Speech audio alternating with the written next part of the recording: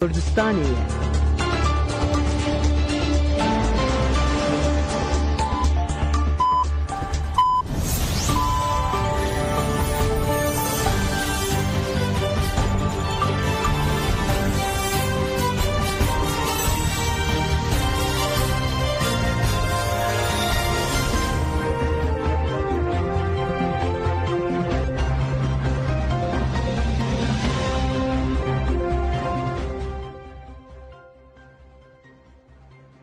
شش مجدار 2025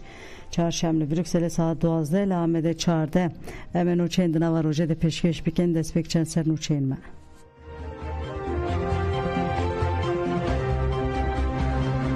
گرلای کردستان روزا ویژینان توی پیروز دکن جبو بانگا جواکا دموکراتیکا رهبر پو پیشگیری هنه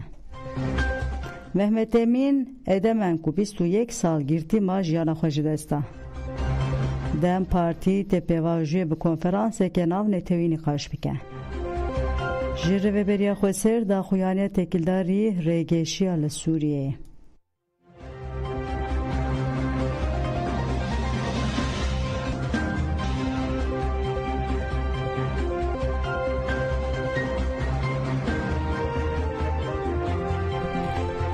دوباره دمشق درین هجم دست به برفیرم چین خودی کن گرلاین آزادی کردستان لهرمه پاراسان میدیای جشن برخوادان نتوی به جوش پیروز کرن گرلاین کو تولی شاهی بون دیار کرن کو او بسایار براپو و شهید انگیش نوی آسته ام با آرمان جانه که آزاد و تکوشینه دمشینه براستی یعنی سال وگرا دست بکی ام سال وگرا پارتی السروکا پو ام پیروز دکن و همی شهیدن شورش ام پیروز دکن و همی حوالی ما حاضر یکون ها دوی اویدانه راستی چی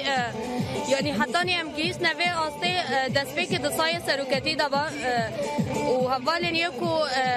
فدایی بون فدایی و شورش بون جان خوش بون شورش فدا کرن گیش نا آسته کی راستی چی تکوشینه کی پر مزن ها تمشاندن و ام هری داوی اللي خمیان جی جاره کی دی ام پیروز دکن دستری دوی جشنه د ربرا پو دا پیروزتگم و توی حوالا پیروزتگم به تایبت حوالی کو دوی ریکه دا جان خو بخت کرن دوان حوالا پیروزتگم ایرو جشنه و جینه ام پیروزتگن راستی جی هیجان و موراله کی پر زده وسا دهندری مدا دهری که ده روشالات ناوین دا و ده جه کسات جنه کنه ها تن چوساندن ام بکاربن ببن راستی جی ببن کساتی طول هلدر کو سروکاتی تخوازه و تمثیلیت خطا آزادی جنا آزاد بکن د کسات اول زیلان د کسات اول آسیا دا ام بکاربن خو بگینن استا آزادی تایبش بونا و روژه کیش بوما پر گرینگا و پر پیروزا و کیش جنه کرد بانگوازی ربرتی کوش بو تایبش بو جنه ها تکرن جبوی ما وکی خطا کیا جبوی ما وکی جانا کی پیروزا daha beterş buna gelemaji roja ki per piroza u gişti gelemaji am serkaftin jwa tqazın gişti gelemay wala Paris و havale me ku de chabara da haji khosh digran ama gişti piroz ka 20 hafte mijdari لتويا ما بي لهرمه دنگ و دای حیانو یعنی کرد به قتل کردن به آسمیله کردن در بازبو بابا بوینا تفکر آزادی یعنی قتل کردن و تصفیه کردن جولی رابو کدا سروکاتی و کدا شهیدایی 20 هفته میجاره سروکاتی و شهیدا پیروز کردم ده بیجیم بیجی سروکا پر گرینگا و پر پیروزا و کی جنه کرد بانگوازی ربرتی کوش بو تایبش بو جنه ها تکرن جبوی ما وکی خطا کیا جبوی ما وکی جانا کی پیروزا تایبش بونا جن خود ارتشا که وسط خودجی کر و جانا کینو افران و اجی به فکر فلسفه ربراپو خونو دانا افکرن و تایبت روشه کی وسط جبوی ما سالوگرا پک کی aslında daha beterş buna gelemaji roja ki per piroza u gişti gelemaji am serkaftin jwa tqazın gişti gelemay wala Paris و havale me ku de chabara dan haji khosh digran ama gişti piroz ka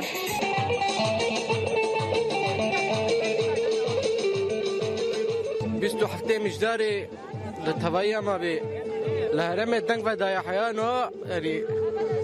کرد به قتل کردن به آسیمیله کردن در بازبو بابا بوینا تفکر آزادی یعنی قتل کردن و تصفیه کردن جولی رابو کدا سروکاتی و کدا شهیدایی 27 میجاره سروکاتی و شهیدا پیروز کردم ده بیجیم بیجی سروکا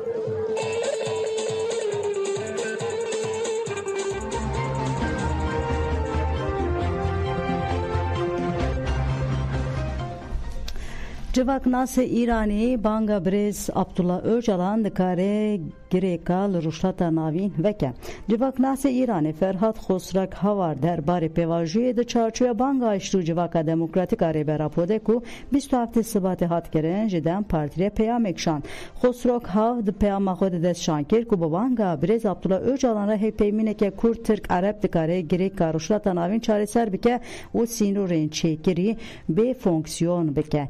Xosrok Hav di peyama xwe de diyar kir ku Tirkiye di pêvajiyeke dîrokî de got ku peyama rêberaporiyeke diyalektik li ber jiyana bihev re ve dike ku bêyî bibe sedema wendakirina nasnameya. Xosrok Havar destşan kir ku ev heya dawiyê piştgirî dide banga rêberapor ku riya azadiya netewê aştiyane ve dike û got hevpeymaniyeke Kurd Tirk Arab ku dê rewşa bêçare ya ruşata navîn ji bo lêrake dikare sînorên çêkirî bêyî ku dabeşbûnên nû çê bike bê fonksiyon bike. Xosrok Havar got em li qonaxeke girîng de ne hêvîdarim aştî bi ser bikeve.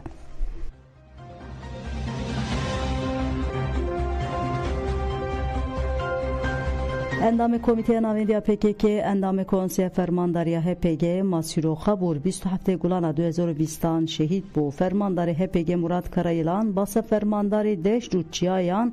Masîro Xabûr kir. Karayılan got şehîd Masîro bi taybetî di şerê Kobanê de roleke gelekî mezin lîst.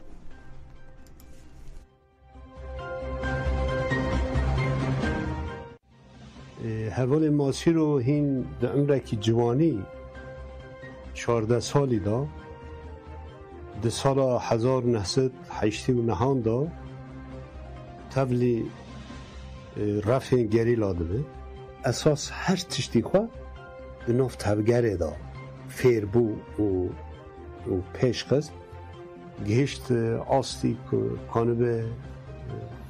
و ساهز روه بوده شهر دا روه برنه مشینه 31 سال نیزی 32 سالان هر تم ده نووا شهر دا مایه حوال ماسی رو هر اداوه وکی اندام قومیتا ناوندیا پککی هاتا بجارد وی دمی حوال ماسی رو حوال محمود و هن حوال دین بر خودان کوبانی تاوی چاقه حوال ماسی رو وکی فرمانداری ها گشتی وکی قردین ها شر هاتا وساس کرد حوال ماسی رو حوالی که پر خونسار و ساکین بود یعنی وسا پانیک لگز نین بود دو یا او چند چت پیس کاتنه ور بینا گرتنه من حال سر بسکنم اونا جور درخینه یعنی وسا خونسار راحت اما سر راد وستی یعنی بوا خونساری آخواه و بوا وسا صبر و جسارت آخواه روح دا یعنی دوی شری دا وسا رولکی راستی گرینگ لیست پس یعنی وسا دی حوالی گلهات وانا جهاتن و ایرشن داش هات سکناندن و دی ایرش دجبر دست پی بود او تجربه وی کور او استابوناوی او خونساریاوی رد دا که یعنی کانه به شرط مرجع ورداجی خواب جی بکه و الهمبر دجمن چالکیان بکه گلک هولدان چه بون چالکی پیکاتن دو راجیشته وقتی زانبون کوبانی داعشه هاتا پاکش کرد دست پیک آشر دا حیو داوی آشر یه هری زیده کد دایی وصا به تاکتیک تجربه خواه به استایا خواه او شرا هیچ کب سر بکبه ایتی دا رو لیستی ای رزی یکم دا حوال ماسی رو و حقیقت که دیروکیه حوال ماسی رو کسی که دم زحمت و دم زور بود فرماندار روژن گران و زحمت بود پراتیک هول یعنی چه این بوتانه چه وصال و شر کوبانی دا جه تقدیره یعنی بروار کنه بیجی اگه تکی کردی تجربه کلیایی و بجاره بود جبو ما قیبه کی گرین بود بگمان ایشخواه حوال قاسم انگین تی زانبون تی ناس کرد اشتا اصلا او به هب را مساعد خوازن بچن دوره که به ماشینه راستی ارشتین ساحا کی در وای شد نه قادامه و سبوا ارشه رو هاتن اما نا به ریزداری و به حرمت به بیرتینه و ام بیرانی نیوان جیان کرنده بدن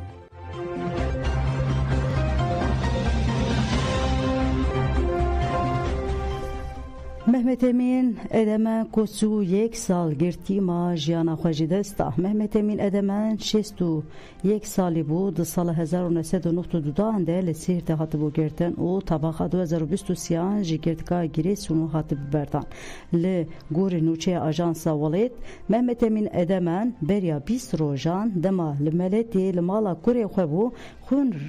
چوی سر مجیوی و جبر وی جبو درمان کرن سوکی الی هات بکرن محمد امین تبی همو مداخلین طبیجی شویدن جیانا خوش دستا بالباتا ادمان و رویبرندن پارتی و DPP'ین سیرت و الیه جنازه ورگرتن و درنگی شویبرن لگورستان Sümeri yalın avcıya Mısırcı ya serti ve şartın. Parlamentereden partiya serti hevşaredarın Mısırcı reveberin partiyan o gerekez sevlime rasma ve şartına cenazeyi bu. Jibu Mehmet Emin Edemen limala şine ya Seyit Hacı Yusuf Yavuz litaha kültüre taziye hattani. Mehmet Emin Edemen di sala 1992 de linavçıya Mısırcı ya serti hat girtin u 15 salan negirtga serti ma. بشره دمکه جبر نخوشیان خود گردگه ها آمده ما ادمن هری داوی لگردگه گیری سونما و جور ده طبقه 2023 ده سربست هات بو بردان و بگیشتی سو 1 سالان گرتی ما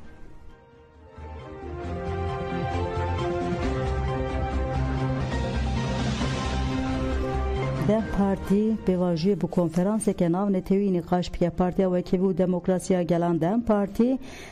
ده 6 هفته قانون ده کنفرانس آشتی و جواک دموکراتیک آن طویل دار بخه کنفرانس ویل هولا کنفرانس یا جم کاراجا یا استانبول بل دار خستن و گله کس beş دار بن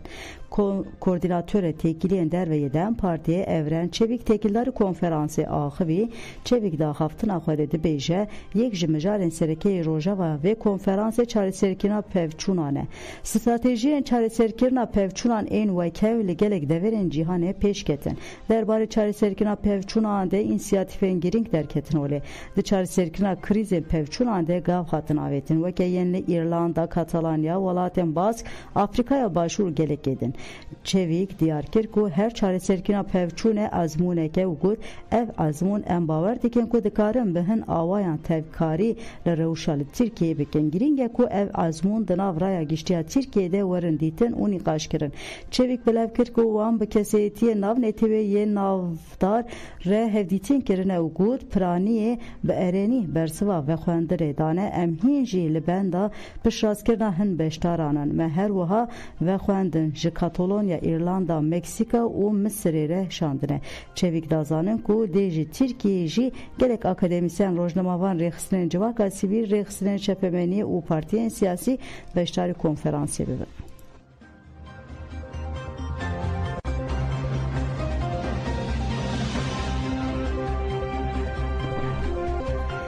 Reveberiya Xweser daxuyaniya têkildarî rêgeşiya li Sûriyê Reveberiya Xweser ya Demokratîka Rojava bi daxuyanekê fikarên xwe derbarê pela rêgeşiyên zêde li Perave û parêzgeha Swêdayê anî ziman. Dida xuyaniye de wahat gotin. Êrişên li dijî xwe pêşanderên daxwaza mafên xwe yên rewa dikin wanîne komên çekdar bi navên cudayên weke feza eşîran, hêzên eşîran û her wiha sûcên sîstematîk in. Her wiha armanca wan derkirina aştiya navxweyî û derxistina fîtneyan di nava Sûriyeyan de. Em li kêlekê hêviyên Sûriyeyan en li hemû deveran disekinin û piştgiriyê didin mafên wan ên aştiyanê yên bi daxwaza azadî, adalet û wekeviyê. Diyaloga siyasî û aştiyane rêbaza yekane ya derbazkirina qonaxa heye. Em bank li hikûmeta veguhez dikin ku li hemberî vîna şêniyan rêzdar be û tundiya li dijî sivîlan bi dawî bike. Êrişên dubare li ser sivîlan binpêkirinên nirxê mirovaniyê ne û dibe ku gotinên kîndariyê yên ku mozayîka civakî parçe dike werin bi dawî kirin. Rêveberiya Xweser di dawiyê de diyar kir ku dê vebijêrka wê aştî û diyalog hevgirtina Sûriyeyan û avakirina Sûriyeke demokratîk a nenavêdî bimîne.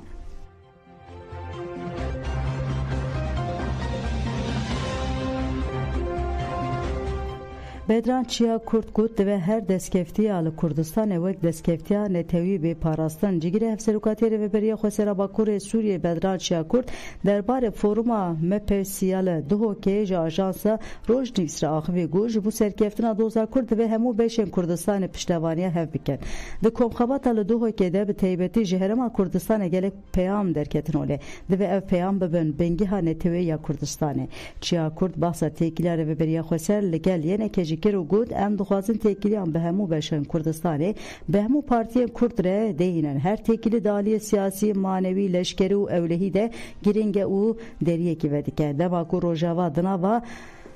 dorpêç û zextek mezin de bû têkiliya me bi yenekere bû û nefesê me û dikare bûriya wan têkiliyan gelek xebatên xwe bimeşînin û kêmasiyên xwe temam bikin. Bedran Çiya Kurd têkildarî pêvajoya aştî û civaka demokratîk jî wiha got. Rêbera Po bi pêvajoya ku dayî destpêkirin şerê bi salan da rawestandin. Ev ji wê bandorê li tevaya Kurdistanê rûşata navîn bike. Wek mînak bi destpêkirina pêvajoyê re zext û zor û êrişên li ser rojava hatin rawestandin. Em piştgiriyê didin pêvajoya aştî û civaka demokratîk û divê hemû Kurd destekê xurt bidin. Li Tirkiye aliyên ku dixwazin pêvajoyê xirab bikin di heman demede di hindirê Sûriyê de jî hene divê em ji vê yekê haydar bin û li hemberî wê jî xwedî helwest bin. Êdî ji bo Kurdan sînor bê wate bûne û divê bi hevgirtineke siyasî û netewî doza gelê Kurd li hemû beşên Kurdistanê bigîje serkeftinê. Divê berjewendiyên netewî esas werin girtin, kongreke netewî were pêkanîn û destkeftiyên Kurdan jî were mîsogerkirin.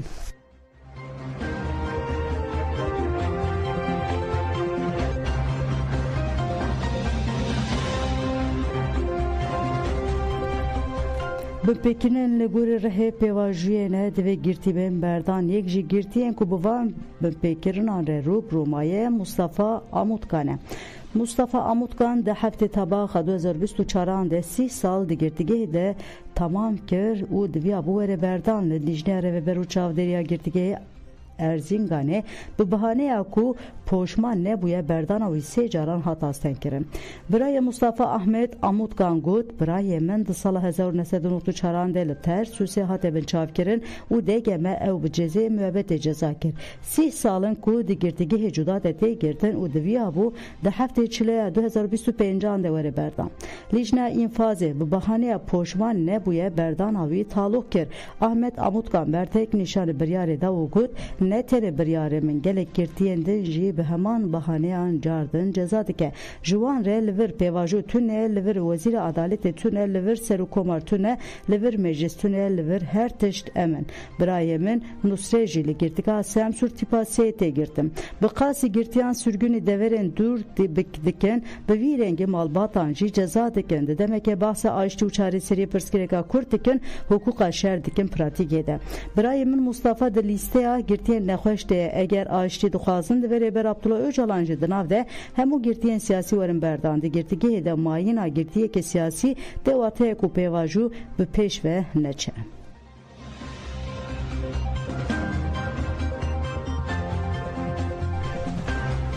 لهاته د سردگirtina navnîşana şaş de iddiaya infaz kirine liguri gotin malbat û şahidan polisan di saatê serê sibê de avêtin sermala Enes Giyas Leyla heman çavkaniyan got dema polisan avêtine sermala Enes Giyas destur xwesta ku hevjina wî serê xwe bigire lê polîs û tîmê taybet gule berdana wan û Giyas Leyla li ber çavên zarokên wê kuştine. Malbatê û got ku polîsan piştî fêm kirine ew çûne navnîşana şaş Giyas Leyla li erdê birîndar hiştin. Di rapora yekem ya tıbbî ku hatiye amadekirin de eşkere dibe ku mirinê Giyas Leyla ji ber parçeya şarepnelê ye. Lê di raporê duyemîn ya ku li Sûriyê de hatiye gotin ku mirin ji ber çûna zêde ya xwînê pêk hatiye. Malbatê jî ev nakûkî weke nûxumandina bûyerê binav kir. Serokê Yekîtiya Saziyê Sivîl yên Sûriyê Mehdî Daû jî dibêje waliyê Hatayê û qaymakamê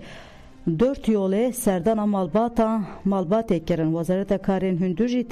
tîmeke lêkolî nêşandiye polîsê ku gule berdayê Giyas Leyla ji kar hatiye dûrxistin. Cenazeyê Giyas Leyla jî li Sûriyê hatiye defin kirin. Hevserokê İHADê Hatayê Mursel Tokçû Selamoğlu tekîdarî mijarê wiha axivî. Em dixwazin ku bûyer were lêkolîn kirin û sujdar werin ceza kirin.